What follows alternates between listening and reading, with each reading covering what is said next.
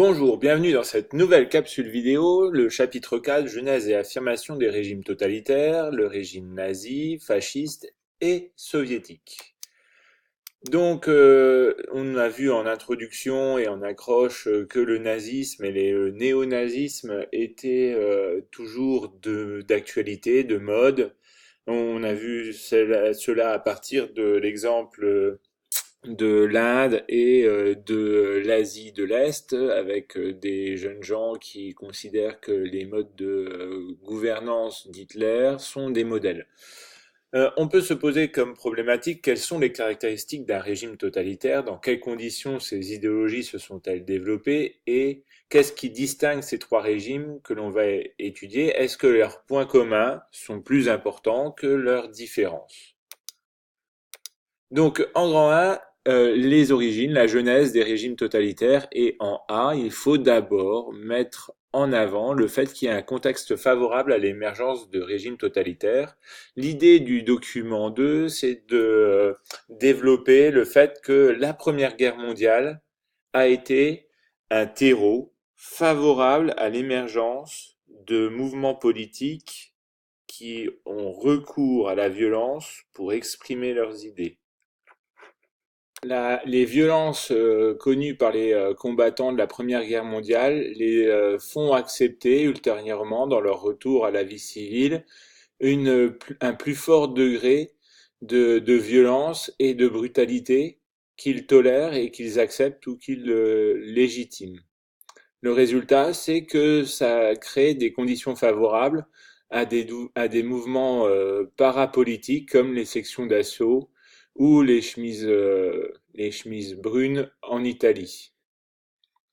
Deuxième élément, fondamental aussi pour comprendre l'émergence des régimes totalitaires et des mouvements politiques qui les sous-tendent, c'est la crise de 29 qui a causé d'abord donc une crise financière, mais aussi une crise économique qui a généré du chômage, de la pauvreté, une crise sociale.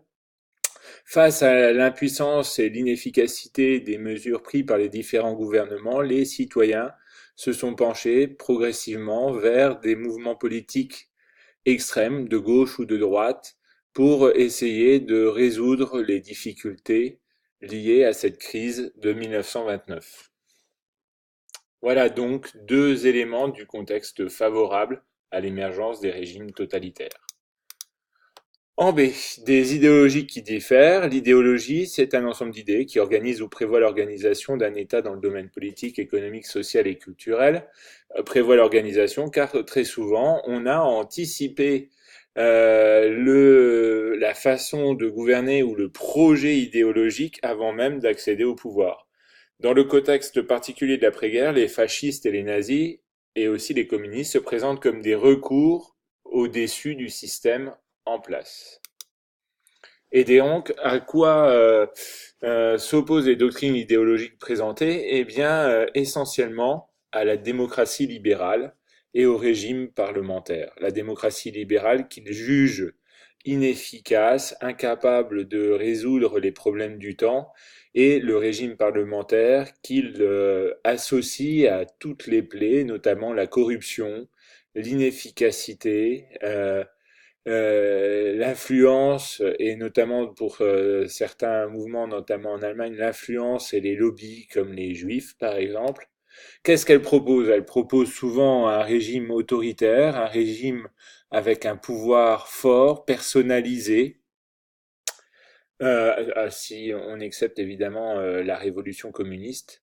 Quel est l'objectif principal, le maître mot de chaque idéologie? Ben, le régime nazi, c'est la race mise en avant et rétablir sa supériorité.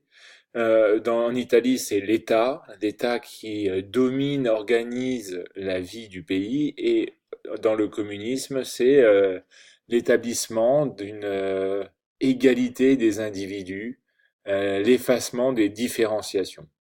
La particularité des marxistes-léninistes en 1918, c'est que tout simplement, c'est les seuls à être au pouvoir à l'issue de la Seconde Guerre mondiale.